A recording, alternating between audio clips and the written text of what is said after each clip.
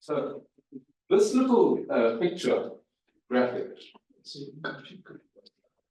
is it's what we suggest is how a democracy should look if it is well functioning, if it's functioning correctly, and if there is proper participation going on. On the one side, you always find that there are certain forces or interests that are trying to pull the public authority in a certain direction, the direction of their interests. So it's various political forces. It can be business people and big corporations, even multinational corporations and so on. Geopolitical forces like other countries, other governments and so on. You can think of many examples. The big oil company that signs a contract with your government, and then you find that there's been bribery, there's been corruption, there's been all sorts of illegal practices, because it serves the narrow interests of that particular business to pull the government onto their side. Yeah? We understand how that works. On the other side of this is the agenda which is more the common good of the whole society, as opposed to simply sectoral interests. And the church obviously claims that it is always wanting to promote the common good. So civil society organizations and the faith community in particular are trying to pull the government and the organs of government in the direction of the common good. And when all of these things are in balance, also with the media playing its part to keep people informed, to keep things open, you have a well-functioning system. The contrary, and I think this is what we experience most of the time in most of our countries, is where the forces are imbalanced. And unfortunately, it's almost always these forces which are stronger, because they have money. They have money and they have power. Whereas the faith community and civil society never has very much money or very much power. And so we see our political authority being forced off center and into the direction of sectoral interests. And that's what we spend quite a lot of our time as a CPLO trying to oppose that or to counter that kind of influence. And I mentioned big industries like the oil industry, but there are many other industries which exploit natural resources. In South Africa, our government has taken certain international positions, for example, in the question of the invasion of Ukraine by Russia. We found that our government has much more taken the side of Russia than Ukraine, because it's part of the BRICS grouping of countries. And you know, there's all sorts of other such examples. The church, as we know, and we'll talk about it more on Wednesday with Father Peter John, the church operates from that set of principles that we find in Catholic social teachings. And we try to bring those principles to bear on this situation. So we would be asking questions that are value-based when we assess what our government is doing. When we look at this situation where the government is being pulled towards sectoral interests, we are saying you're not serving the common good. You're not, for example, upholding the rights of the most vulnerable communities, the option for the poor, and so on.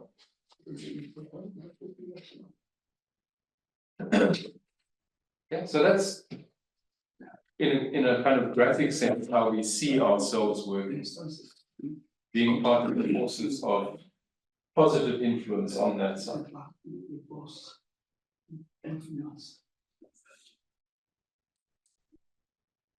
This is just to show you again, how our system works, and it will be different in other countries. The important thing is the opportunities for public input. All right. There are a number of opportunities in our system. A government policy usually starts with some sort of investigation. A task team is appointed, or there's a government department conducts a review, and then they write a policy paper, which we usually call a green or a white paper. And at that level of the investigation, there's an opportunity for the public to give comment. You might give comment and then you hear nothing for 2 or 3 years sometimes, while the whole thing works its way through the government system. Then if it is decided that it's necessary to make a new law or to amend an existing law, a draft bill will be released for public comment. So that's the second opportunity.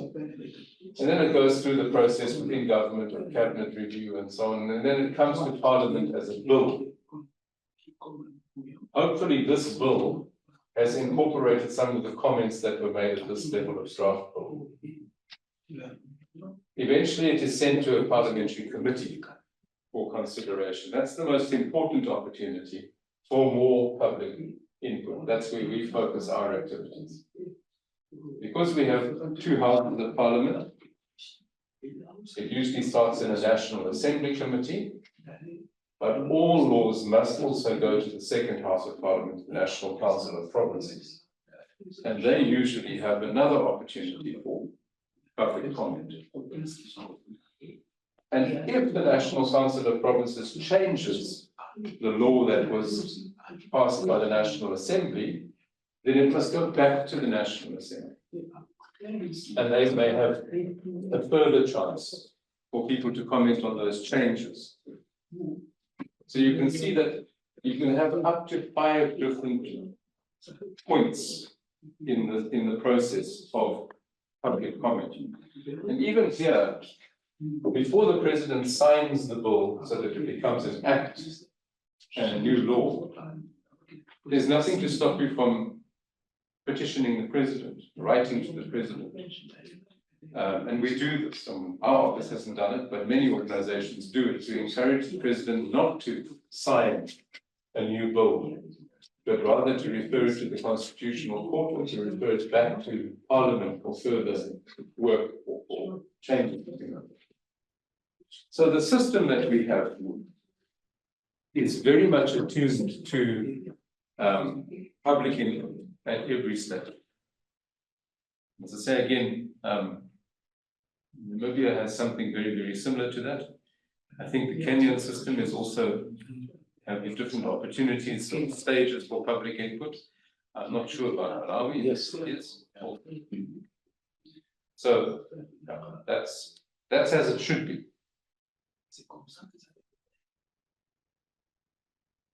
A few principles that we have developed over the years to guide the way that we participate in public policy. Firstly, the question of engagement. Engagement is about sitting down with the person, the politicians, the members of parliament, or the government officials, and genuinely trying to understand what they are trying to achieve with this new law or new policy, and genuinely trying to inform them what you think as the church. We're not shouting at each other. We're not criticizing each other. We're trying to understand each other. That's the key thing about engagement. And it's difficult sometimes because you read the new law and you immediately form an opinion. This is bad. You don't ask why the government is doing this thing. What's behind this proposal? Maybe they are trying to achieve a good thing, but they're going about it in the wrong way. Maybe they see a social problem in a very different way from the way that the church sees that same social problem. In secular constitutional states, the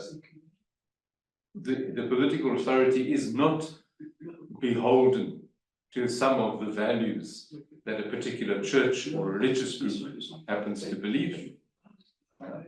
The government must be able to respond or to equally value, shall we say, different perspectives on some of the big moral questions. So engagement is about understanding all of that.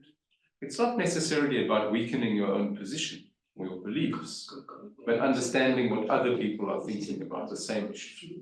And on that basis, you can always be more influential than if you simply shout and scream and criticize and, you know, you adopt a judgmental attitude against what they're doing. The second point is to offer expertise.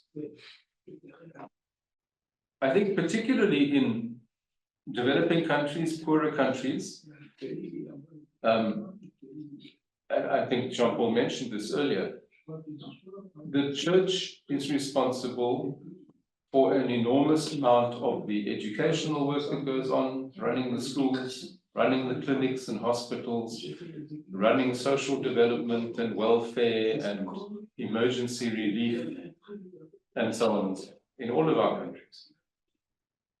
We build up expertise in that way, and in some examples, the expertise of the church is greater than that of the government or the state offices. We need to offer that expertise, put it at the disposal of the state authorities. Thirdly, holding to account, or what you might call accountability. All right. We have the right to expect explanations from the government and from members of parliament and parliamentary committees, that they explain what they're doing, why they are doing it. And above all, if their policies have failed to achieve their purposes, they must give an account and tell us why. So civil society involvement in participatory democracy is a powerful tool for accountability of politicians. The monitoring of implementation is important. It's all very well to go and make a submission on a new law. You put a lot of work into that. You try to influence the new law. Then the new law eventually comes out of the system. And then what happens? We move on to the next thing.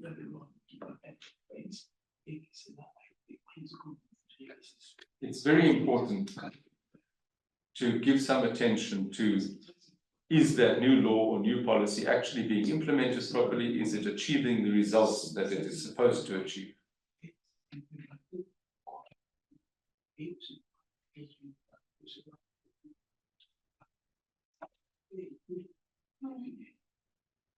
And then the last 2 points go together, criticizing the bad and affirming the good.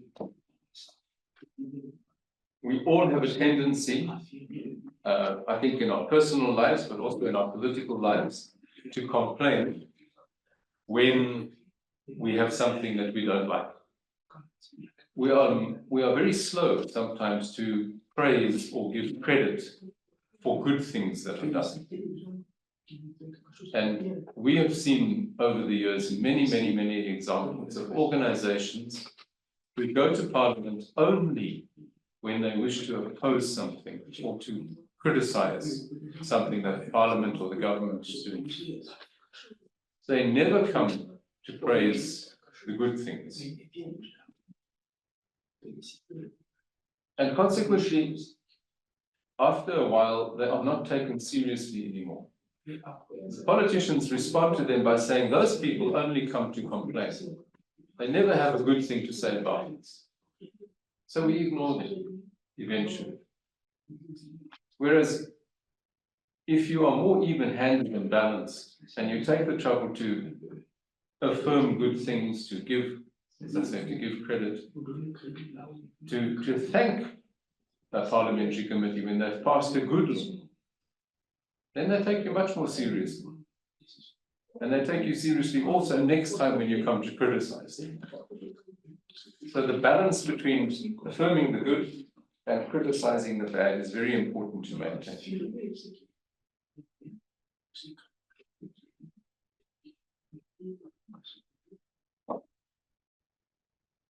This is just a little, I don't know what to call it, a parable or an analogy or metaphor or something. You've got to think of democracy, and particularly a participatory democracy, like the football field. We've all seen this, I think. Somebody comes along with some money and creates something new. It might be a school or a library or whatever, but let's say it's a football field. And it's nice, the ground is leveled out and the grass is cut and the white lines are painted as they should be, and there's goalposts and nets, and someone provides the ball and there's a referee. You've got everything you need to start playing football. Okay, that's great. But then, if nobody comes to play, what happens? The grass grows and the lines fade away, and the nets get rotten, somebody steals the ball, the referee goes home, because there's nothing for him to do. And then, if you wake up and you say, but we want to play football, suddenly the facility is not there anymore. And I can think of many instances in our country where in a physical sense that has happened. The government has spent money on public facilities, which have then not been properly used, and they just fall into rack and ruin. But in a metaphorical sense, the same is true with democracy. We have elections. We have, as I've described, an open parliament. We have these opportunities for participation. The procedures are there. The rules and regulations of parliament are there. The doors are open for us. But if we fail to play our part by going through those doors, what will happen? Parliament eventually will just close up. Opportunities to participate will shrink. Politicians will become unaccountable. And when that happens, democracy is no longer serving its purpose. And we will then blame the government. We'll say that's Parliament's fault. The fault of the politicians. But it isn't. It will be our fault. Because we did not take advantage of the opportunities that we had.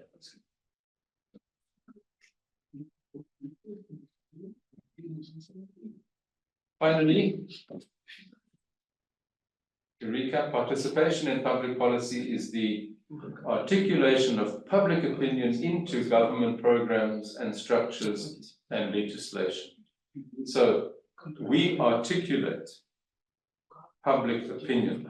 In our particular case, it's the opinion that emerges from within the structures and the thinking of the church. It's a section of public opinion. And we articulate that into the programs of the government and of the lawmaking forums like Parliament. And CPLOs help to form public opinion and to place it before those who are responsible for policy and legislation. We are not simply, in that sense, a voice for the bishops.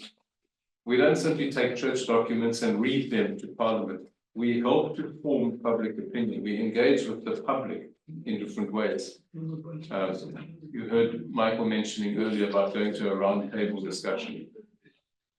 We'll talk about that this afternoon, but having these discussions, having our own opportunities, such as we will have here tomorrow morning, with speakers coming in to talk to us about a topic with an audience, that's forming public opinion. Once we have helped to form that public opinion, we then take that opinion and we present it into Parliament.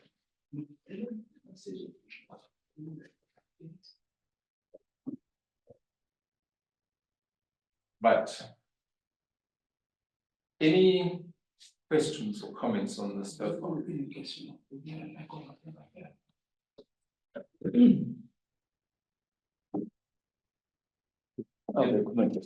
Thanks so much, Mike, for the presentation. I think that in our case in Malawi, those stages are followed, but the monitoring stage is still lacking.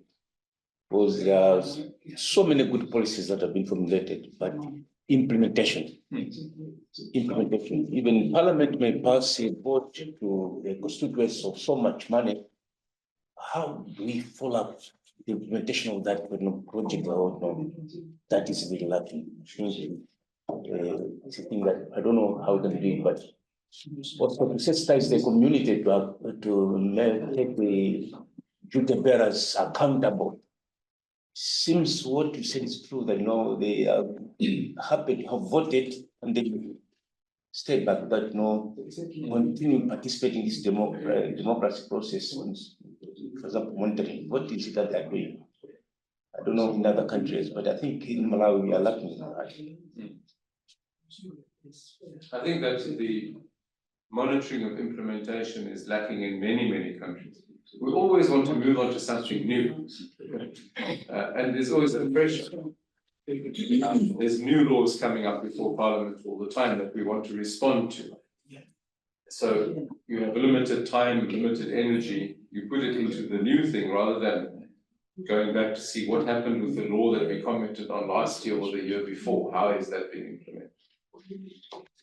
We have in this country a ministry of monitoring and evaluation, which is supposed to, within government, carry out internal monitoring and evaluation, but I don't know at all how successfully it works.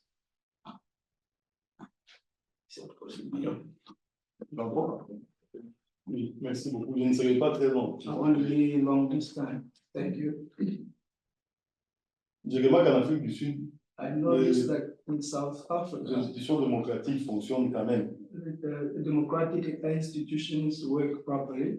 Donc, il y a l'exécutif, You have the le executive, pouvoir législatif, le pouvoir the judiciaire, legislative, et même la société civile, les médias, even the civil society, the même s'ils ne sont media, pas institutions publiques. even if they're not a public institution, Ce qui n'est pas tellement le cas dans beaucoup de pays which africains. is not really the case in many African countries. Ici, j'ai vu les citoyens, Here À un I'm moment, seeing the citizens at the les time. politiciens, quand ils sont au Parlement, voulaient faire trop de huis clos. The politicians at the parliament wanted some, door closed meetings, La population est partie à la cour.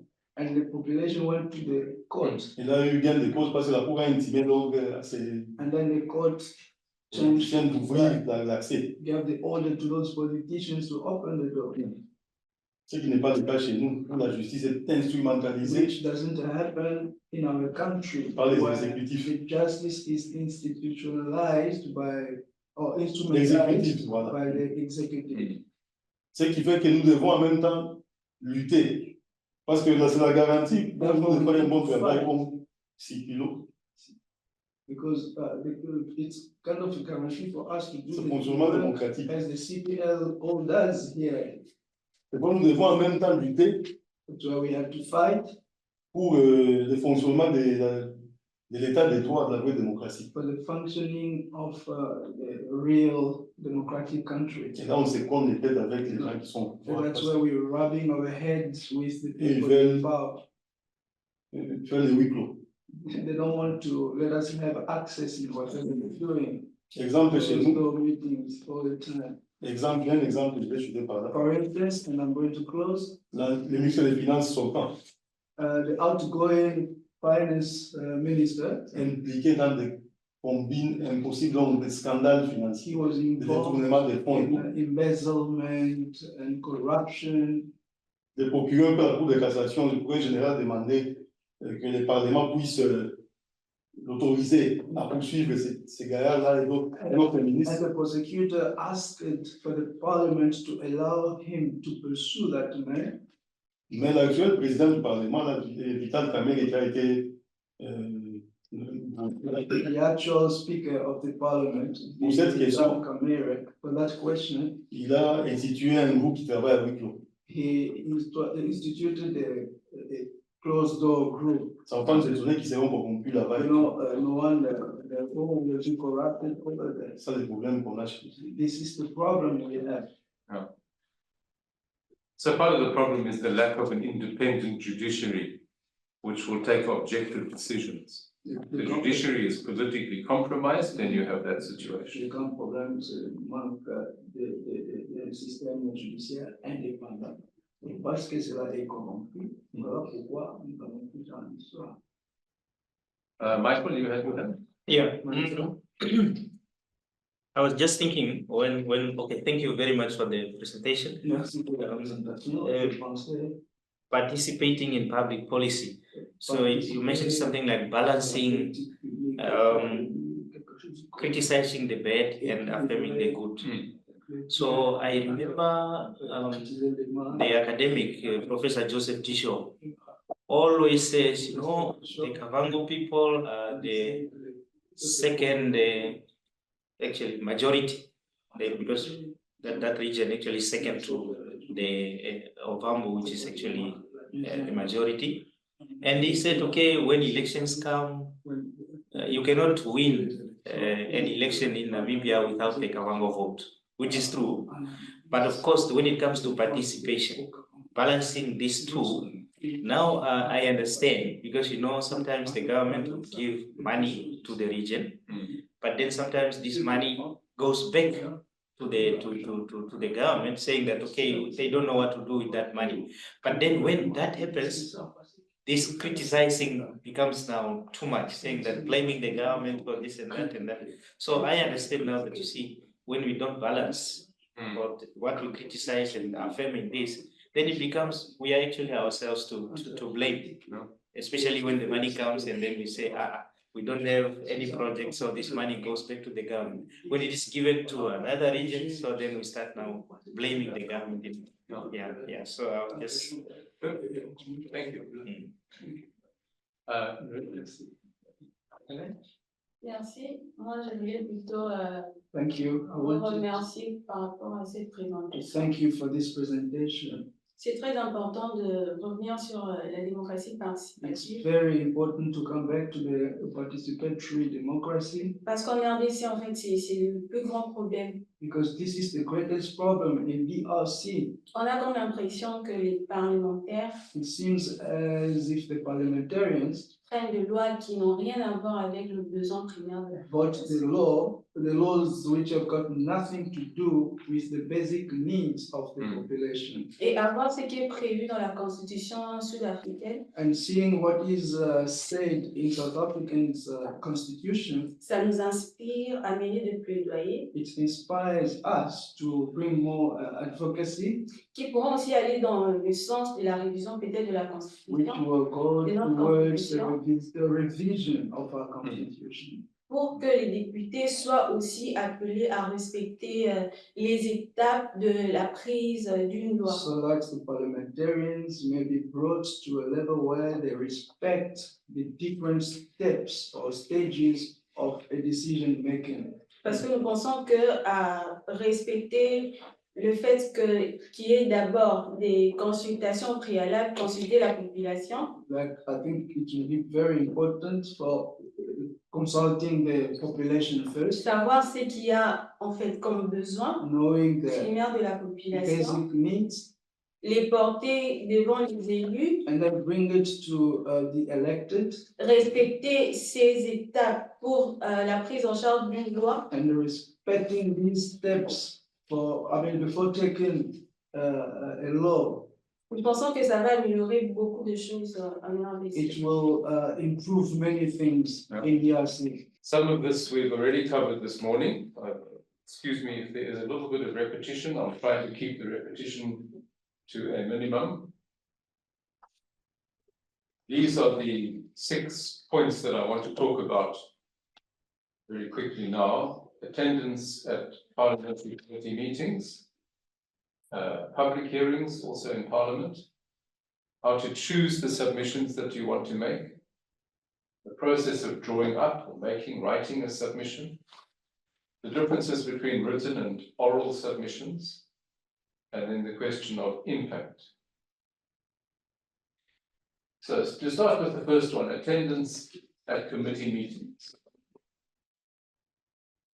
If you have a parliament which is open and which you can physically visit, then it's a good idea, and you have time, it's a good idea to go there physically and show your face, meet the people.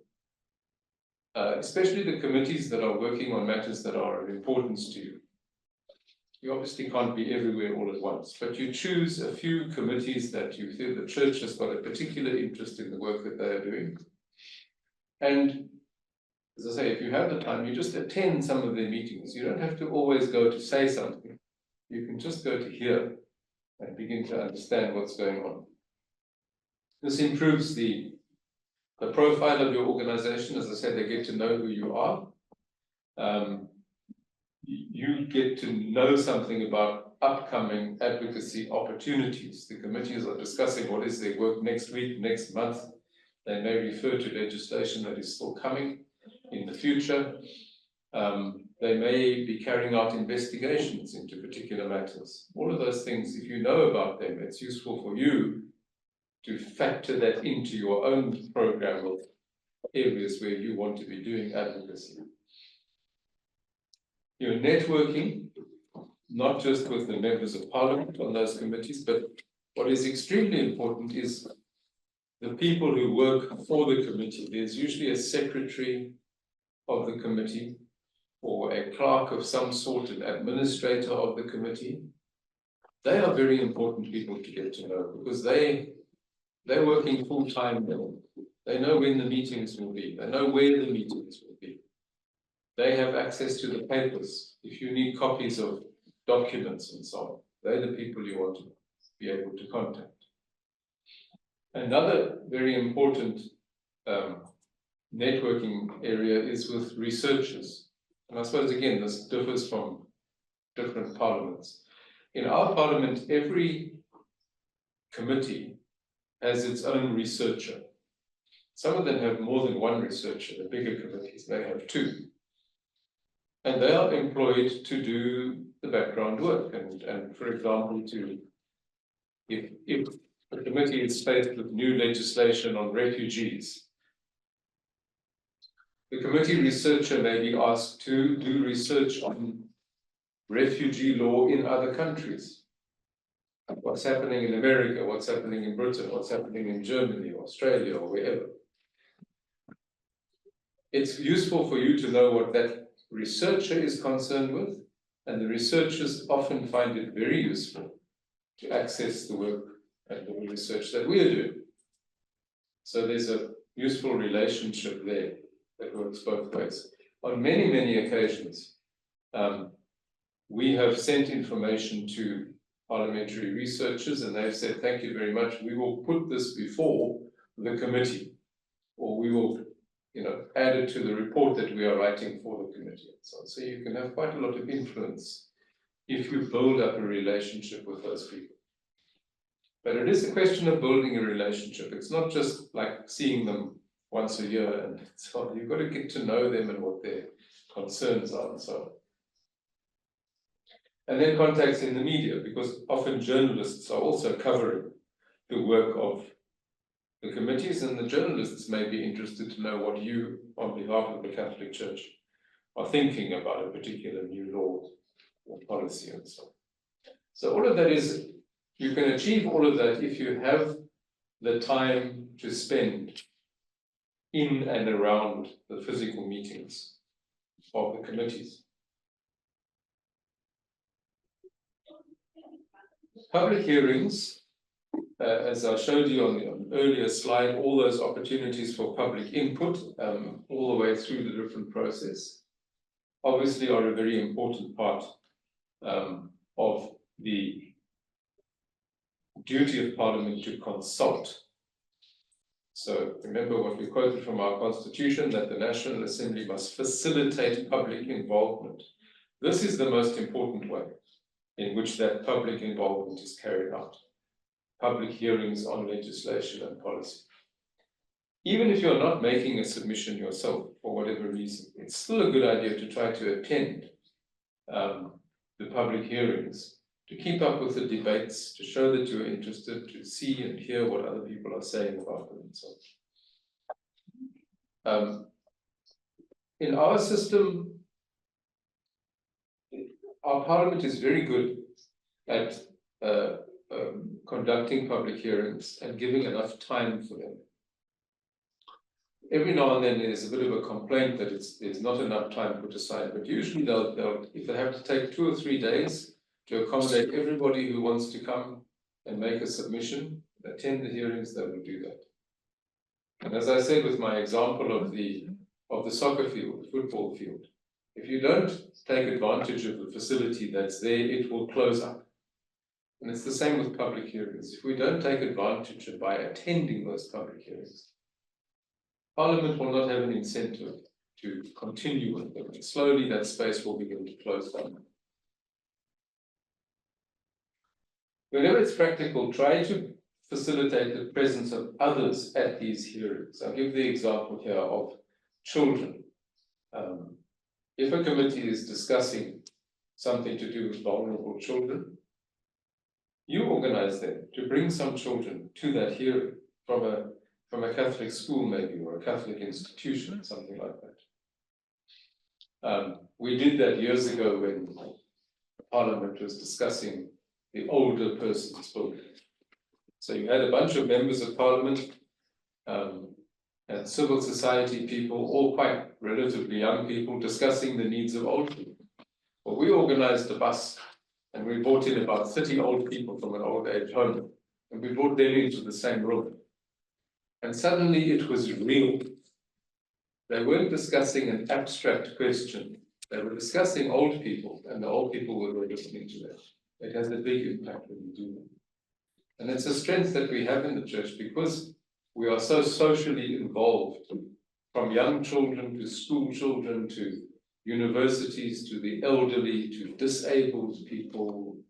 Every social sector that you can think of, the church has some kind of involvement there. We can play that role very well. And then facilitating the submissions of other church agencies.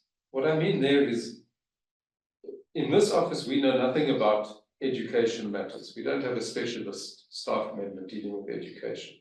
We don't have a specialist staff member dealing with health issues. But we have a Catholic Institute of Education in Johannesburg.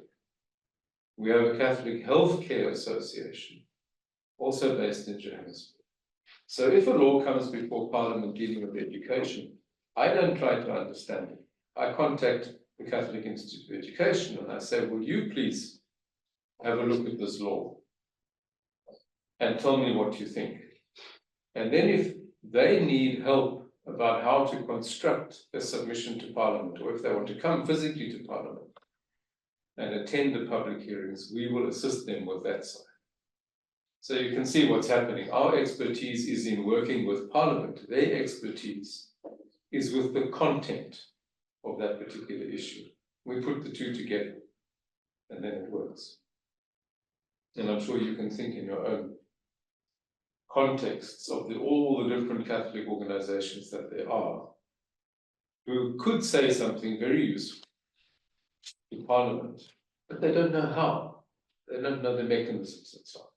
So that becomes your job to assist them.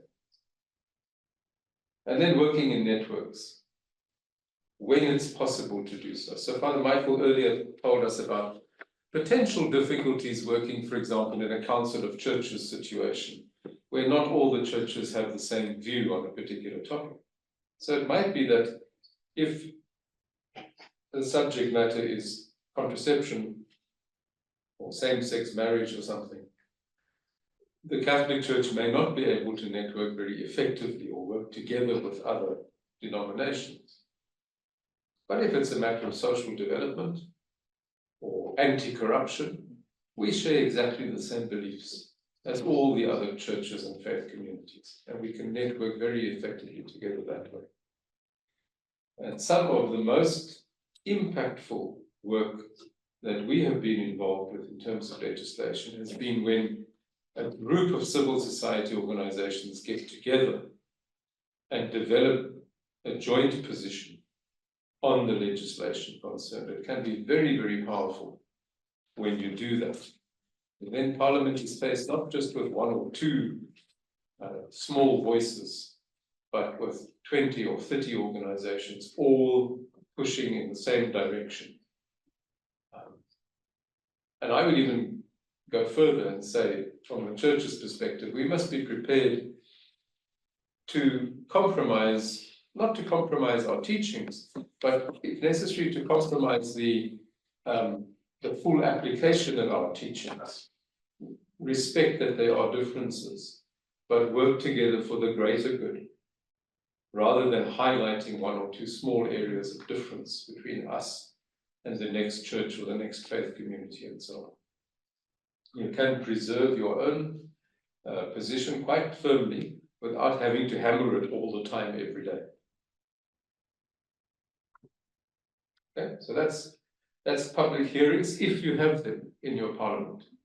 And not every parliament, unfortunately, will have public hearings.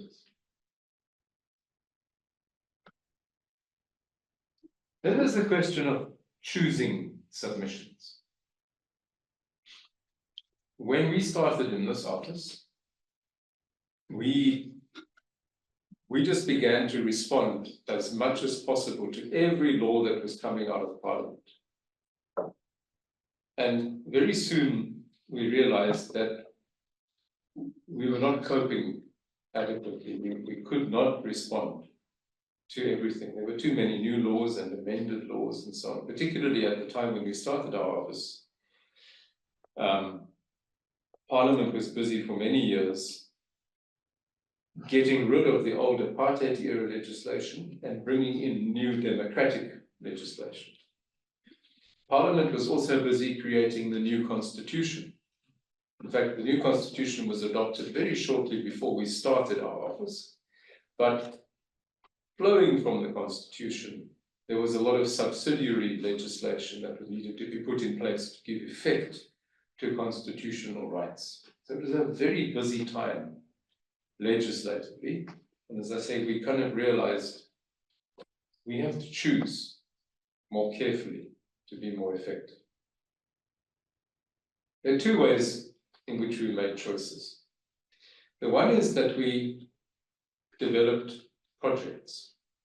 We did this in 2007, 2008, in other words, after about 10 years. And if you look at that whiteboard there, yeah, that's where we started. That's now 17 years old, that writing. We've never rubbed it out. Really? Because that is where we identified particular projects to work on, or you could call them, if you like, thematic areas. So outreach and exposure is what we are doing now. This is our training program. When we say children and the family are always things which the church is very concerned with. Vulnerable children, family, marriage legislation, things like child-headed households and so on. And we said, okay, one of our research staff, Lois, will look after that project. Social development and economic justice, again, something the church is concerned about. Social grants, a basic income grant, questions around poverty, job creation, macroeconomic policies, and the budget. And we had a researcher there called Chance Chabunda from Malawi, who took that project. Chance also at that time ran our project in migration and human trafficking. And then we had what we called good governance, which was my project. Then there was environment and climate change, and what we then called other, just another project into which we could slot other important things that were not a big project by themselves. So this is what we called projectizing, and we had 7 back then, but we had more staff then than we have now. And then we run these for 3 years. So we make our selection of what we're going to focus on, and we focus for 3 years. And that also then coincides with our funding proposals to the funders. So most of our funders support us for a 3-year cycle at a time. Right. So that was what we did in 2008 for the first time, 2007, 2008. And we still do it every 3 years. We repeat that process. And those themes have changed from time to time. Most of them have stayed similar. But we have had themes like land and local government, like municipal governance.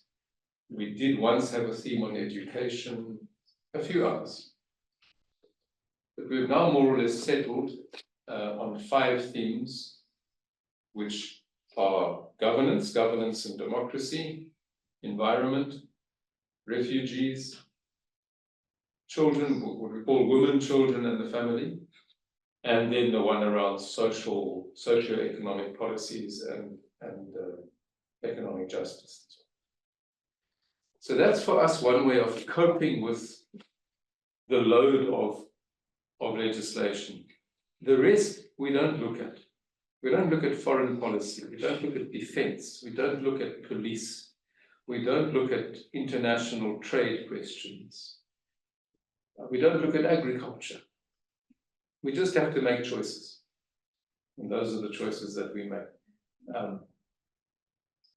The process we follow is we look at what our bishops are interested in, because they also, as a bishops' conference, have a set of priorities which they revisit every few years, and we know what they are. So we consult with them about that. And the government issues usually every few years a set of legislative priorities, so the areas that the government wants to focus on in terms of policy. So we look at that as well. And then there may be a few other things, like Pope Francis, as we know, in terms of church leadership, is very much focused on refugee and migrant questions and environmental questions. So we naturally pick up those two as well. The next Pope may decide that, I don't know, there's some big emphasis on some other question, and then we would take that into account as well. So it's a bit of an informal process, but after you've been doing it for a few years, it becomes quite natural. And it means we can focus our work much more effectively. So that's one way of choosing the areas in which we're making submissions to Parliament. The other way is to look at these questions here. This is what I kind of call competence questions. So, number one is issues where the church is very competent to comment in terms of its theology and its teaching, where the church is absolutely clear on certain things, like, for example, abortion, death penalty, other life issues, family life questions, things around conflict and peace building, etc. There the church has its very clear teachings, well established, and these are very important issues. Then there are, at the second level, things which maybe are not directly within the competence of the church in terms of the church's expertise, but they are of concern because of their consequences. Economic policy, defense policy, environmental issues, and so on. Think about it. The church is not made up of environmental scientists. The church leadership, I know there are many environmental scientists who are Catholic, but church leadership, bishops, folks are not environmental scientists.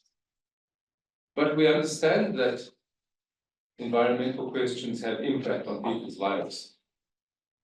Droughts and floods and all the rest of it affect people. Climate change is going to affect people in all sorts of different ways through food security, etc. So it's because of the consequences of these problems that the church wishes to say something. But we need to be careful what we say. It's very important that the church does not go into Parliament and pretend that it has its own scientific knowledge about environmental questions. We don't. All we can do is try to understand what the real experts are saying, and then see what are the social consequences of those views. The third area is issues in which the church has a tradition and an understanding because of its long experience and involvement. We've mentioned these things already, things like education, health, social development, working with refugees and migrants, and so on. There's no other institution in the world that has been in the business of education for as long as the Catholic Church has. First universities certainly in the Western world, were developed by the church. We know that it was church scholarship that kept the ancient knowledge alive through the Dark Ages and so on and so on. Public schools to which ordinary people would have access were started in most parts of the world by the church, and so on. So we have long and very universal experience of these questions. Because we're not just doing it in one part of the world, we're doing it all over the world. And then the fourth area is the issues about which we have very little competence in terms of our teaching, and which have little social consequence. Things like tax policies and technical and scientific issues and laws, company law, things like that, etc., etc. Now, there we simply don't have anything useful to say. There are quite a few such laws that go through Parliament, and usually they're quite unnoticed because they have very little public effect. And the church has nothing, as I say, nothing very helpful to say about that, so we don't say it. It would be a waste of time. So that's a little bit about how we choose which submissions to get involved in. The process of drawing up a submission. Firstly, you need to be aware of invitations. And again, this is going to differ very much from one country to the next. Here we have a fairly good system where Parliament advertises. Parliament puts out advertisements in newspapers, online, on the Parliamentary website, sometimes on radio and television if it's very important, to call for submissions. So they say there's a new law has been tabled. Before this committee, submissions are due by a certain date. Usually, but not always, that date is a fair way off, enough time for you to prepare a submission. But sometimes they try to force us to respond very quickly. There are also a couple of non-government organizations that specialize in monitoring the work of Parliament. And one of the things that they do is, again, to publicize these calls for submissions. So we have an organization called the Parliamentary Monitoring Group, PMG. It's worth looking at their website as a matter of interest. It's pmg.org.za. And their whole business is to monitor and keep an eye on what's happening in Parliament. Which laws are before Parliament, which committees are there before. They even go so far as to send people into Parliament to take minutes of the meetings of committees. So you can read those minutes afterwards on their website, and you can find out exactly which politicians said what in the committee meetings. It's the only country in the world that I'm aware of where that happens, because Parliament's own official recordings don't cover committee meetings. They only cover the main debates in the House. Ah, yes. Yeah. So the other way, of course, of knowing what's coming up is through networking, keeping in touch with organizations. So, for example, our director, Father Peter John, is very much involved in the refugees and migrants. He runs our refugee and migrants project, and he's constantly in meetings with other organizations in that field. And simply from that kind of networking, he knows what's coming up in the matter of refugee and migrant legislation and policy and so on. So once we know that there is a submission coming up, then we discuss amongst ourselves whether we need to or want to make a submission on that particular point. That's a question of, is it important enough? Do we have something useful to say? Is the church's position clear on this issue, etc.? We have that discussion, and we don't always make a submission. Sometimes we know that the matter is going to come back later on to Parliament. Remember, I showed you the little slide where often a thing starts with an inquiry or a white paper or a green paper at policy level. we sometimes look at that and say it's maybe too complex or too vague for us to respond to it at this stage. But if it comes to Parliament later as a bill, then we'll respond. So we make that kind of a decision. And that's just about your workload and your capacity and so on. We then allocate the submission to a particular staff member, which is quite easy because of that system that each staff member knows what their area of responsibility is. And that person then proceeds to do the research. Finding out, like I said earlier, who is in favor of this new piece of legislation, who is against it, what are their reasons, what is the purpose, in other words, what problem is this new law trying to solve or trying to address, why is it important, what's good about it, what's bad about it, how does it conform to Catholic social teaching, how does it conform to our constitution. You'd be surprised at how often our government introduces legislation in Parliament which is clearly unconstitutional or has in it certain phrases or clauses, sections that are unconstitutional. They do it all the time. It's kind of like they want to see if they can get away with it. And part of your job as a civil society organization is to look at that and say, is this constitutional? So if you have a lawyer, a trained lawyer in your team, or not necessarily as an employee, but someone you can consult with, like on an advisory committee for a CPLO, that's very, very useful. Because that person will then be able to give you the kind of legal perspective on the new bill. Right, so that's the process of carrying out research in order to be able to then draft the submission, which is the next step, actually, to write it. As I say, looking for positive and negative aspects. That's something that we always try to do. It's usually possible to find, even in a bad law, some aspects that are good, or at least that there's a good intention. Even if it's badly expressed, you can then acknowledge the government's good intentions, but say, we don't think this is actually going to realize those intentions. The next point is a little bit tricky, and it again depends on your situation. Approval from the church leadership. We very seldom need to do that. Our bishops have fortunately given us a lot of autonomy over the years. They don't expect to see copies of the submissions that we make to Parliament before we make them.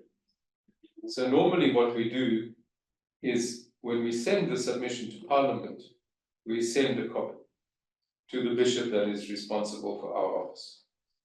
So we have one of our bishops who's designated to be our bishop, our leader, our supervisor, and we send him a copy of the submission. Of course, if he's not happy with it, he will tell us. And then if we have to make changes, we'll make changes. If it is one of those matters which is of particular concern to the church, usually matters to do with sex, one way or the other, then we often alert the bishops beforehand. You say, there's a new law coming up about same-sex marriage or something like that. Do you want us to make a submission? And if so, then tell us what are the guidelines, what are the sorts of things you want to say about this. But that doesn't happen very often. So in reality, from one year to the next, we simply make the submissions and we keep the bishops informed about it. We don't ask permission. We don't ask for what's it called, imprimatur, and so on. And we've never had a problem. We've never had a problem where they've been dissatisfied with that system. Okay, and then lastly on this, make sure that the submission reaches its destination. You make your submission, it's a written document, and you email it. Everyone emails, obviously, we don't send in hard copies. You hit send on your email and then you forget about it. And then a month later or 2 months later, you find out it was never received. It went into the junk box or whatever on the other side. All your work is wasted now because your submission was not received, it was not read. So you need to follow up. You either ask them, for an automatic reply on the email, or you phone them the next day, or you ask in your original email that they should acknowledge it or whatever. But you do something to make sure that your submission actually reached the destination it was supposed to reach. If you have an efficient committee system, then the secretary of that committee will send the submission out to all the members of the committee. But you might not have that. So again, it's if you know members, remember we said your presence in Parliament is important because physically there you get to meet the members of the committees. If you start to develop relationships with a few of them, you can always ask them, did you get a copy of our submission on such and such? And if they say no, then you know you're dealing with an inefficient secretary, you've got a problem, but at least you can address the problem. So you can see how the kind of personal relationships also work at that level. Right. There's written and there are oral submissions. In our system, there's always a written submission. There's not always an oral submission. So what normally happens is you are invited to make written submissions by a certain date. And you do so. And then there's a follow-up notice to say, all right, the committee is going to have oral hearings, public hearings on the following dates. Now, what we do, if we wish to make an oral submission, is when we send the written submission and we say at the end, we would appreciate an opportunity to address the committee or to make an oral submission. And they know that. And they always give you that opportunity. But sometimes we don't want to make an oral submission. It's not important enough, or we're busy with other things or whatever. So we don't always ask. But if you're going to do an oral submission, and it's a good idea, usually, because again, it's impact, it's face-to-face. Make sure that you get the right time. Again, I can't tell you how often I've been in Parliament when the committee chairperson has called, 10 o'clock, so-and-so organization, are you here? No. Now, that's irritating for the members of Parliament. You're wasting their time. It's irritating for others who come to make submissions because they must sit around and wait to see where is so-and-so, why are they absent, where are they somewhere else in the building, etc. And then it throws the timetable out for the whole day. Then somebody else must come and fill that slot when they thought they were only speaking this afternoon, and it's a mess. So make sure that you know your time and that you are present. Speak to your written submission. Remember, because you sent in your written paper maybe 3 weeks ago or a month ago or whatever, the members of the committee have had a chance to read it. If you now start talking about something completely different, you're going to confuse them. They're not really going to take it in. So use your written submission as the basis for your oral submission and be consistent. Avoiding repetition and anticipating questions are just basic techniques of any time that you are trying to persuade or influence people. Again, it happens frequently that people sit there and for 10 minutes, they repeat themselves. They make the same basic point over and over again, just using slightly different words, but they're not saying anything new. That switches people off. Anticipating questions, you make your submission, beautiful, well delivered, nicely researched submission, and then there's always time for questions. Usually it's like 10 or 15 minutes to make your submission and then 10 or 15 minutes for questions. And an MP asks you a question. You have nothing to say because you don't know how to answer the question. You never thought of that. then you look really silly. So part of the process of drawing up the submission and understanding what the debates are is that you should know that political party is very much against this law. So expect that they will ask you a question designed to further their position that they are against the law. Or if the party that's promoting the law thinks that the church is in support, they're going to ask you a question which will bring out your support for the law. If it is one of those Catholic issues, be prepared for a tough question. So if the law happened to be about, say, contraception, just to use your example again, and you are standing there arguing against contraception, you must expect that MPs are going to ask you, you know, what about all these school children that are getting pregnant? Do you think that they should all be getting pregnant? What are you going to do about that and so on?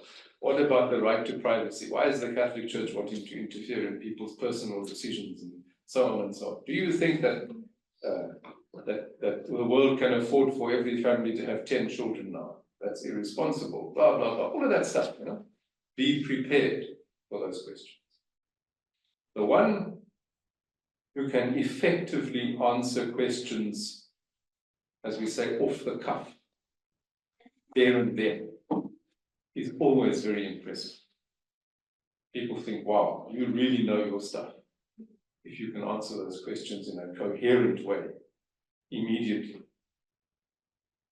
But if you can't, and it does happen, then sometimes they ask you for information. It's happened to me once or twice.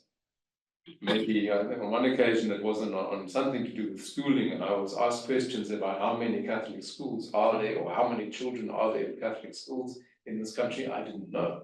So I said, okay, sorry, I don't have that information, but I'll find out and I'll send it to you.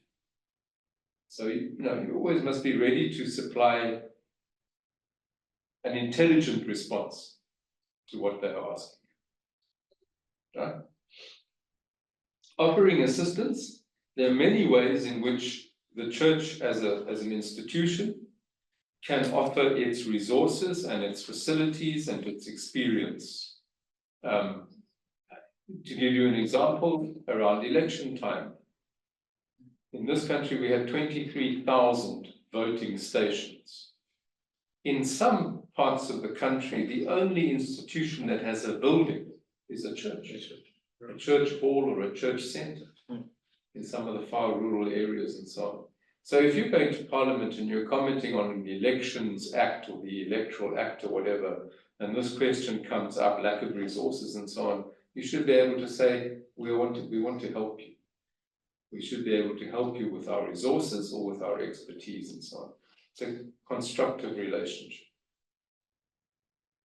And then lastly, this question of who should deliver the submission. That is simply a matter of impact.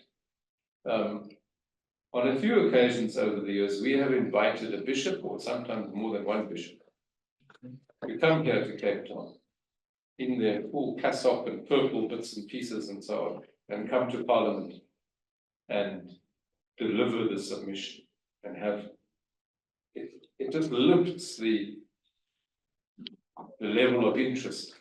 Usually I'm the one who does the submission. And I'm just an ordinary lay person. But if you bring in a couple of bishops or people in some sort of fancy uniform, and we're all the MPs take notice. But you don't want to do that all the time, because then they'll get used to it. You'll lose the. So you've got to choose your moment a little bit. You know? It also has to do with expertise. Again, we don't have medical expertise in this office, but if we were commenting on a medical piece of legislation, I would try to find, for example, a Catholic doctor to come with me, to sit there and help me to answer questions maybe, or to give a Catholic doctor's perspective on the issue. So those you can do a little bit of a thinking about who's the best person or people to make your actual submission. I think I've spoken about most of these things in terms of impact, support and criticism, finding the good and the bad in the law, your presence in Parliament, your participation in terms of being there, interacting with the members of the committee, identifying important individuals, and so on. This question of consistency with other church voices is important. I am aware of a couple of occasions where different organizations within the Catholic Church have said opposing things about legislation. And that's very embarrassing. You walk into a committee and you are the official voice of the church, and then they say, but yesterday, the Justice and Peace Commission or the St. Vincent de Paul Society or whatever was here and they told us something different. That's a disaster for your credibility. Okay. Because now it looks like you come from an organization that doesn't know what it's talking about, that is at odds with itself, it's a mess. So if you are a CPLO, one of your tasks is to keep in touch with other agencies and bodies within the church who may be interested in making submissions and communicate with them. Make sure that you are consistent. It's not that they should not make submissions. They're welcome to make submissions, but you need to know what they're going to say. Okay. Yeah. Right. Just some recent submissions. Now, if you open your files, you will see on the top there a copy of the submission. That is on the general, what is it called? The General Intelligence Laws Amendment Bill. So that's one that I sent in, I think, in January or February this year. February, yeah. And I just put it in there. You don't have to read it now, obviously, but at some point you can just have a look at it. You'll see, first of all, that it's quite short. I think it's about 4, maybe 5 pages. The way that it's laid out, it's an attempt to have fairly short paragraphs. Each paragraph makes a particular point. It's not written like a big, heavy, dense academic document. The words used are fairly simple, straightforward English. There's not a lot of legalese and high terminology in there. I think anyone who reads that, even if, as we said earlier, they're not first language English speakers, would be able to understand it.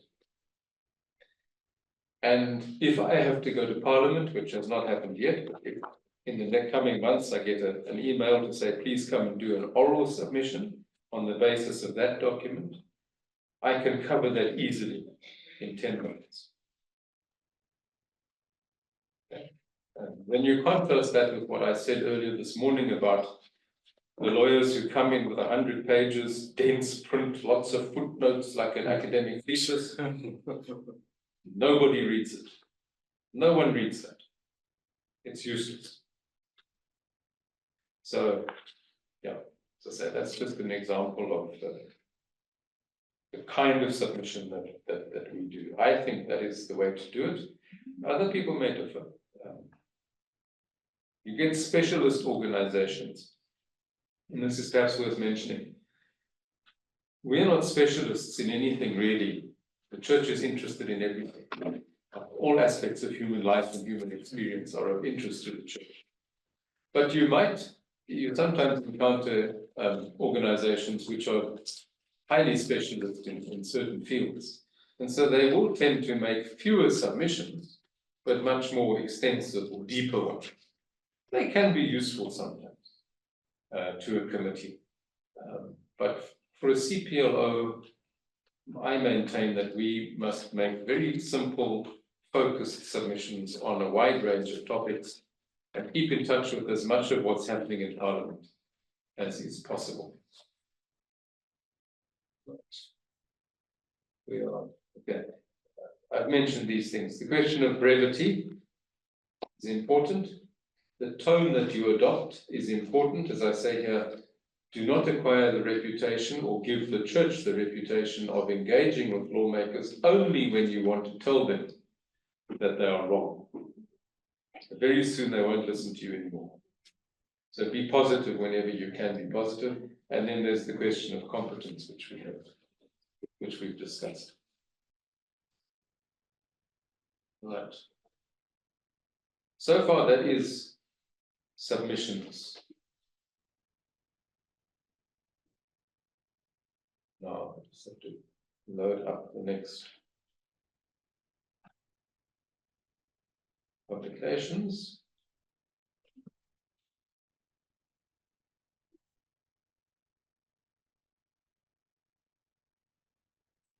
I'm just going to continue, but you're welcome to ask a question, not clarification or anything at any time. Just put up your hand.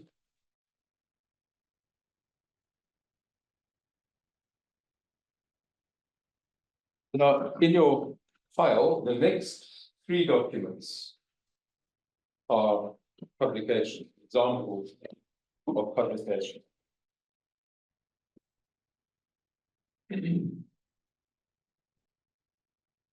As I said, submissions are our work from the church towards Parliament.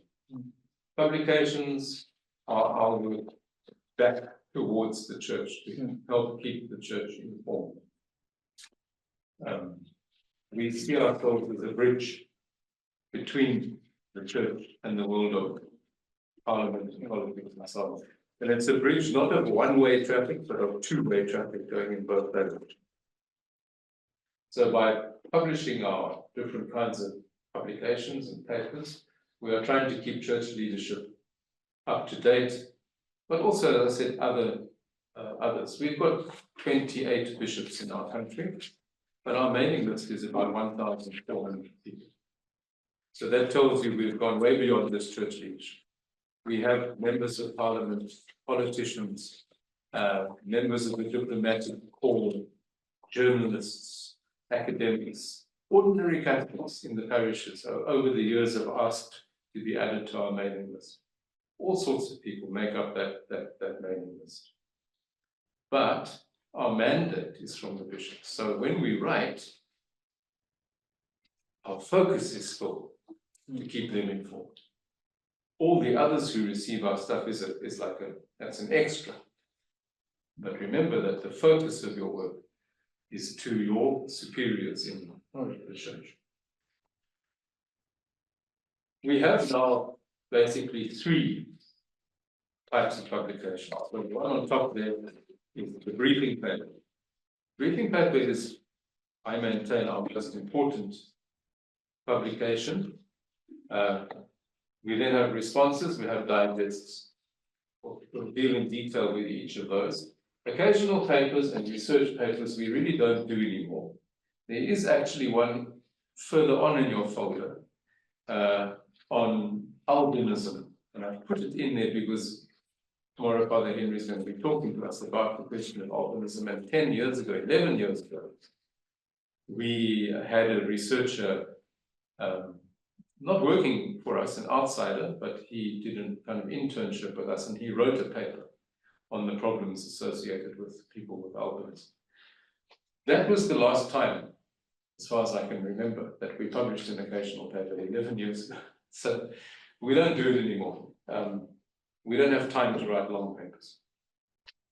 Research papers were very long. We only ever published about 5 or 6 of them.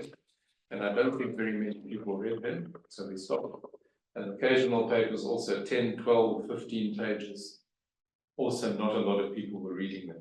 So we really focus on these 3 things now: briefing papers, digests, or responses, and digests.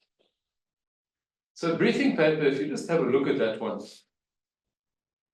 you'll see it's about 5 or 6 pages long. That's the average length. Anything longer than 6, maybe 7 pages, like that, I worry that when the person receives it in the email inbox, if it's too long, they'll leave it. I'll read that later. I'll read that tomorrow. And then they never do. But at the same time, you cannot have all your publications 1 page. You need to give some substance and some depth to what you're writing. So it's a compromise between those two things. And I think 4, 5, 6 pages is about the right sort of length. The slide shows you some of the recent topics that we've been dealing with. If you look at the project areas we work on, there's something on environment there, on new energy vehicle, electric vehicle policy, decriminalization of sex work that was written under our Women and Vulnerable Sectors project, and then constitutional governance question. I think that was roundabout, that was on coalition governance and so on. The one you have in your folders is the latest one that we published just last Friday, which is an assessment of the elections. And if you look at the 2 black boxes at the top there, you see the one gives the date, June 2024, and the other one gives the number. So that's briefing paper 596 that we've published since 1997. And if you work out how many that is per year, it comes to roughly 20, maybe 21 per year. And that in turn is more or less 2 a month if we keep December out because everything is closed over December. It's roughly 2 briefing papers per month that we're sending out. We don't do it on a strict target like that. Some months we might publish 4 papers and then nothing the next month. It depends when things come up when we need to write about. It depends on people's workload and other factors. But we do try to keep them coming out at a fairly steady, regular rate across the year. We don't want to have a situation where in 1 week we publish 5 papers. Then we know they're not all going to be read. So you can work out for yourself if you're interested in getting into publications like that. Try to do them fairly regularly so that your audience knows to expect once a month, once every 2nd month, I'm going to receive something from the CPLO. I can say a lot about what goes into writing a briefing paper, but the most important thing for me is clarity. Clarity and care in your writing. It's a matter of respect for the reader. Yes. That they can see that you've put some effort into this. It's not full of spelling mistakes. It's nicely laid out. It looks fairly professional. It's easy to read. It has, subheadings and paragraph breaks and things like that. It should be attractive to the eye of the reader. Those are the briefing papers. Each of our project staff is responsible for writing 5 per year. That's the target. And we have 5 projects. So therefore it's 25 per year. That's the new. It used to be 4 per project per year, and we've increased it by 1. Now, at a certain point, we realized that writing a briefing paper takes time. Even that one on the elections. The elections were on Wednesday, the 29th of May, and that was published last Friday, which was the 7th of June. That's already a 10-day gap. And often it takes much longer than that to research a briefing paper. So what do you do if you want to respond very quickly to something that's happened, some new political development? And people are thinking, what does the Catholic Church think about this? You write what we call a response, which is the next document. Okay, and a response is above all short. You can see that one is about a page and a quarter.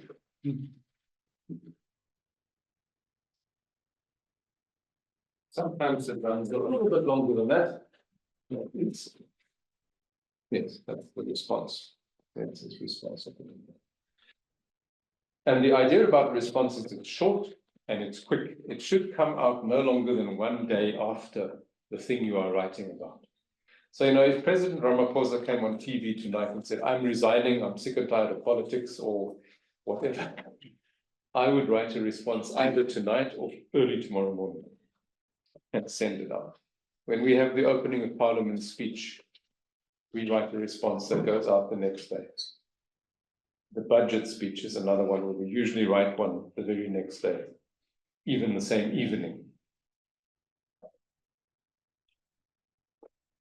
Because it's immediate and it's short, it's not in depth, obviously. It gives an initial response. So later on, you might decide it's necessary to write a briefing paper on the same thing again. But that's okay. That'll be now 3 weeks or a month later. People will have forgotten what you wrote in your response. So it's not like repetition. But it does, again, if you're the bishops and people in church leadership, at least within a short space of time, you have something that you can talk about. If the journalists phone up the Cardinal to get his comment on the resignation of the President, he's got a one-pager that we've written, and he feels, okay, I've got something I can say. That's the general idea. These are also posted to our full mailing list, so they're also going into Parliament, into diplomatic corps, media, etc. And then the next document that you have there is what we call a digest. And this came about because we were finding that as we did the research to write the briefing papers and the submissions to Parliament, we were encountering a huge volume of information. If you Google, something on refugee policy, some aspect of refugee policy, you know what happens. You get thousands of links coming up. You only use one or two in your submission or in your briefing plan. But what about all the other information you've accumulated? Someone might be interested in that. And a digest is that it's a compilation of short paragraphs with a link at the bottom. That link takes you to an in-depth article or report or something that you can't include in the other paper that you've written. But if now that one is about budget, I think. Yeah, the budget. Yeah. So now those people on our mailing list who are interested in macroeconomic policy, in governance policy, in tax affairs, and all sorts of things. There they have 5 or 6 articles that they can go and follow up whenever they want to on their own time and read. All we've done is to choose them. Okay. And I know very well that not everybody's going to do that. Some people will just read that page there, that's it. But some, those who are interested in that field, will take the trouble to read those things. So we've done a job of what's called curating. We've gone and found some information, we put it in a short package and said, there you go. You can follow it up for yourself. And those are very popular. We get quite a lot of good feedback about the digests. Right, I mentioned the occasional papers, the research papers. We basically don't do them anymore. We don't think it's worthwhile. Newsletters, really this is a kind of something that's also died off. We rely a lot on our website. And we have recently upgraded our website. We used to do a quarterly newsletter, like a glossy color newsletter. We'd have photographs of our events and things like that. But then COVID came along and we obviously stopped having public events, so there were no photographs of events and interviews with people and so on. And we stopped producing newsletters and we haven't started again. I don't think that we will. There's also the problem of post. In this country, the post office doesn't work. If you put something in the post, the chances are it will never get to wherever it's going. And the newsletter was posted out because it was a glossy color publication. It's very difficult to email that because the email file is too big. It's too many megabytes of photographs. So instead, we upload all of that kind of material to our website. Okay. And we encourage people to look on the website. Okay, principles for publications, you're conveying information and analysis. That's the key thing. You're conveying information and an unpacking explanation of the information. It's important to be balanced. We're not trying to win arguments when we write our papers. We're not polemical. We're giving maybe two sides to a story. We're looking at it from different angles. Like I say, if I write a briefing paper on a new law, I'll be trying to tell my reader, this is why the government is introducing the law. This is why the opposition doesn't like the law, or maybe they do. This is what civil society organizations are saying about the law. This is what Catholic social teaching says about this question and so on. But then allow the reader to draw their own conclusions. You don't have to make up the minds of your readers. They are intelligent people. They can make up their own minds if you have given them the information and the analysis and the, what we call the pros and cons, the good and the bad of the thing. So we're not trying to win arguments, we're trying to inform people. Be accessible, be professional. I mentioned that just now. You want your papers to look good, to look professional, to be attractive, to read, and to be easy to read. Now, some of that has to do with the art of how to lay out a paper. If you look at the briefing paper, you'll notice that it's in two columns on the page. Two columns are easier to read than one very wide column. That's why newspapers, when you still have newspapers, are always printed in thin columns, because it's much easier to read that way. With our shorter papers, like responses and digests, because the digest is much more broken up into paragraphs, it's not so necessary to put it into columns, and the response is only a page. But again, it's not that necessary. But with a longer document, it's a good idea to put it into two columns. And then make use of subheadings. Put your headings in bold, it all helps. So we have somebody who happens to work for the Archdiocese here, who is an expert in layout questions, and he does all of that advice. But it's usually quite easy to find people who have an understanding of those. And like I said, being professional also means that the reader must find no mistakes in your writing. Punctuation must be good, the spelling must be good, the sentences must be correctly crafted, not too long, not too short. If you are quoting statistics and percentages, check them for yourself. It's amazing to me how often people make simple mistakes. They tell you that 22% said that, and 14% this, and 87% said that. So 87 and 22 is 109, and 14 is 123. How can you have 123%? Makes no sense. It's a mistake, but they didn't check. And that's something that upsets me. And so I'll tell you a secret, sometimes the people who write these papers, because I edit all of these things. My own staff have still not learned that lesson. They come up with percentages that don't add up. And then I have to send it back to them and say, please, fix this. So when you are writing, you must be your own most critical reader. And then people take your stuff more seriously. And then you try to find the Catholic or the Christian angle, the Catholic social teaching angle on the subject matter of whatever it is. Now, we don't do that. You won't find in each and every one of our papers a sort of heading that says Catholic social teaching or the catechism or something like that.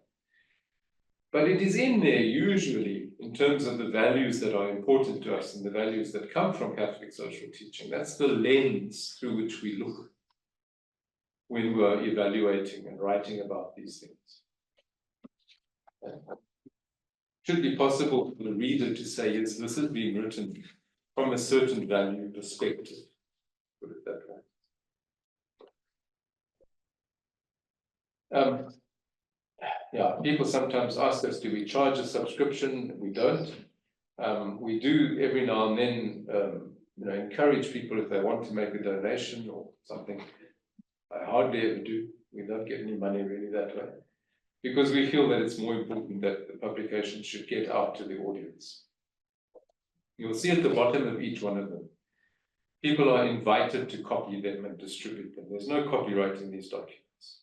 All we ask is that if people use them or make further copies, they just give an acknowledgement of where it came from. But in my opinion, there's no sense in copyrighting this stuff, because you are trying to get the church's perspective out there. So the more it gets out there, the better. No. And as I say, we distribute now by email only. The big disadvantage of that, in our context, is that we used to be able to send 1 or 2 copies of each of these to most of the parishes around the country through a central mailing system. But that's broken down now. Stopped at the time of COVID, basically. That sort of central posting stopped, and it has never been resumed. As I said, our post office is a total mess.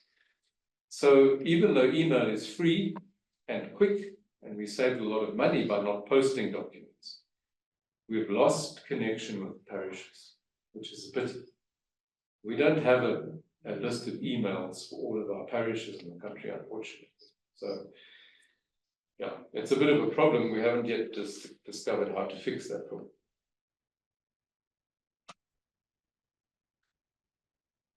So that is that's publications, and then the last thing to do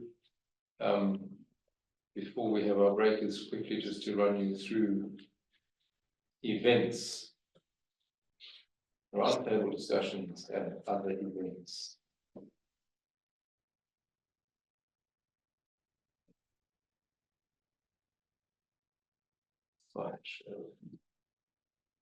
So about, I don't know, 3 or 4 years after we started our office, all we did in the first few years was submissions to Parliament and briefing papers.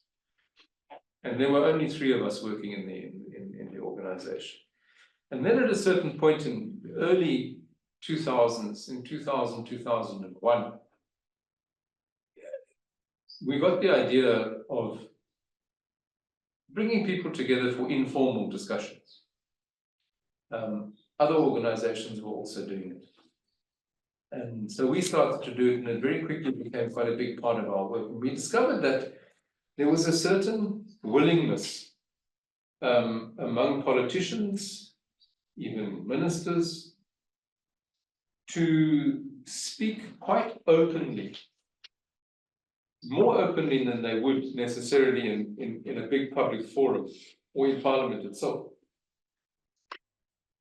if the church was running the event. The church offers a certain kind of security to people. They realize we are not political players. We're not ideological enemies or ideological supporters. We're just the church.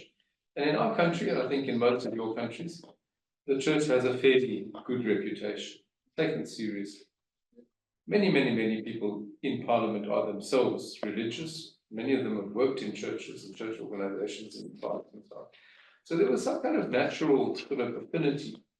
And we started to have, there's even a couple of pictures here of gatherings. This was at the time, Carla Asmal was the Minister of Transport. This going back a long time. One of those pictures there on that side in the middle, the woman in the pink jacket is Dr. Nkosazana Dlamini Zuma, who is just now retired from politics, but she was at that stage the Minister of Health back in 2000. So we had a few such engagements where we would get a minister to come here and then invite a small audience, and it grew from there until, you know, we started to have this program of roundtable discussions. So the idea is to bring together politicians, civil society, government officials, academics, you name it, to have an exchange of views. That could be a series of talks. Each person talks for 20 minutes. Or it can be a panel discussion in which somebody chairs and asks a series of questions with short answers. Very often now it's obviously a webinar. because we're not necessarily getting together physically in the building. So we do it through Zoom and so on. There's all sorts of different ways that you know of doing this. But all of this is about dialogue, about a kind of respectful exchange of views. And as I say, the important thing that it is on our terms as a church organization. We decide the topic, we invite the speakers, we give them the time that they're going to speak for, we control the question process, etc. And in that way, we can keep the whole thing fairly civilized and polite and constructive. I mentioned this, that we have a neutral ideological stance, we have credibility. It avoids the grandstanding that politicians sometimes get involved in. Yeah, on average, I don't know if it's still fair to say that we do 20, probably a little bit less than that every year now, because our staff has shrunk a bit and our number of projects has shrunk a bit. Co-hosting is very important. And this is something I recommend to you very strongly. And I know that some of you, I know in Namibia and DRC already, you co-hosted events with other organizations. It spreads the burden, the financial burden, the organizing burden, and so on very effectively. And it means that you have access to that other organization's mailing list and contact list as well. So for tomorrow's event that we're running, the webinar on children's rights, we've got 75 people that have registered on Zoom to attend that webinar. And I know that probably less than half of those people are on our mailing list. But we've sent notification to other organizations working in the field of children's rights, and they have then sent the invitation off to their contacts. So that is a multiplying factor that's at work when you co-host with other organizations. Networking, we know all that. Sometimes we have what we call a more in-house, a smaller discussion, which is not a big public thing, just a small seminar, maybe get an expert in, a few people, maybe a couple of bishops or whatever, and you just keep it more private. That again helps people to speak more openly and discuss perhaps sensitive issues. So there's a whole different, ways of organizing these events. You can do it at different levels, different sizes, and so on. We are moving, as I said, more and more to having webinars now, rather than physical roundtable events. Partly because of cost. Hiring a hotel or a conference venue, catering, having lunch for people gets very, very expensive. We also, unfortunately, there used to be a hotel just down the road here, which was perfectly positioned for Parliament. It was over the road from Parliament. And we had almost all of our events there. And we got, people could walk over from Parliament, members of Parliament, parliamentary researchers and so on. And then the hotel closed down. And we've never found a suitable replacement. So for all of those reasons, each project now, which should have, say, 5 events per year, probably only will have 2 live physical events. The others will all just be done on Zoom.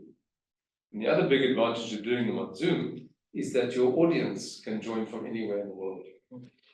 So we have found that, I know that some of you have attended some of our Zoom webinars over the years, and we have people in Europe and people in America and so on joining us. So it can extend your reach quite effectively. Okay, we're also having more and more of our meetings right here. This room can accommodate maybe 18 or 20 people. We have another boardroom downstairs, which is a bit bigger, and it doesn't cost us anything. And we can bring in a little bit of catering, tea and coffee, that sort of thing. Right. The planning, conceptualization of the discussion is usually done by one of the project coordinators, topical events, and so on. Sue Doherty is the person who does all the organizing of the events. You might need to book flights for a speaker or put them in a hotel or something like that. Liaise with a venue, check that the catering is happening correctly. If you're doing it on Zoom, then it's got to be recorded. We then often package the discussion into a video afterwards. If you go to our website, you'll find lots and lots and lots of videos there which are taken from our webinars. So it's not just once off and then it's lost. It's there for people to listen to at any time in the future as well. So Sue organizes all that side of things for us. Yeah, that's it. Just a few photographs of the kind of these were back in the days when we were doing more live events in the hotels and so on. We sometimes occasionally do a public lecture. The photograph down in the left corner there is of a public lecture in one of our parishes. Yeah, maybe once a year or so. We find you've got to have a good speaker. You've got to have someone who's going to attract a crowd of people, and I don't often have that in Cape Town, but I mean within the Catholic Church in Cape Town, but sometimes. We occasionally also have a reception. These photographs are taken downstairs here where you came into the entrance lobby of this building. Those were, so there was a lunch meeting. We try once or twice, maybe 3 times a year to invite a member of parliament to come for lunch. And then we again invite just a few people, maybe 10, 15 people who work in fields where that member of parliament is active. So it's always every member of parliament is on one or other portfolio committee. So we try to bring them together with people working in that field. And then we will invite, for example, a couple of our bishops. So those 2 bishops in the left-hand picture on the right-hand side is Cardinal Wilfred Napier, who is the Archbishop of Durban, now retired. And then the tall man in the middle is our Cardinal Stephen Brisbane here in Cape Town. I'm hoping that you'll meet him later in the week. He usually, if he's in Cape Town, he just pops up to say hello to one of the days, but I don't know when it will be. In fact, I don't even know if he's here this week. We'll find out tomorrow. And then that was a reception that we hosted for the Papal Nuncio. You'll find usually in whatever country you're in, your Papal Nuncio attends the opening of Parliament ceremonies, along with all the other diplomats. And that can be a very good moment to organize a reception. You get him and your bishop, or some bishops sometimes, and maybe some diplomats and some members of parliament, all in the family. And then interesting things can happen. You never know what's going to happen, but it can be a good networking opportunity. So events is not just about seminars and webinars. It can be lectures, it can be receptions, all sorts of more social things as well. Every now and then over the years, we've also done this facilitating contact between particular ministers and groups of church leaders. These are fairly old things now, but the point is valid. Trevor Manuel was the Minister of Finance in South Africa for a very long time, I think 11 or 12 years or something. And then when he stopped being Minister of Finance, he was made the Minister of National Planning and worked very hard for a couple of years to come up with what was called the National Development Plan, which is supposed to guide our government's policies in all areas until the year 2030. Needless to say, it's been kind of forgotten. But at the time, it was very important. So we organized an opportunity for him at the airport in Johannesburg, a conference room, for him to brief our bishops. There's only 1 or 2 bishops in that picture, but there were many more of them in the room. So it was an opportunity for him to give a private briefing to the Catholic Church leadership on the intentions of that plan and so on. And we've done a few similar things over the years with individual ministers. So, those are just other ideas for potential events.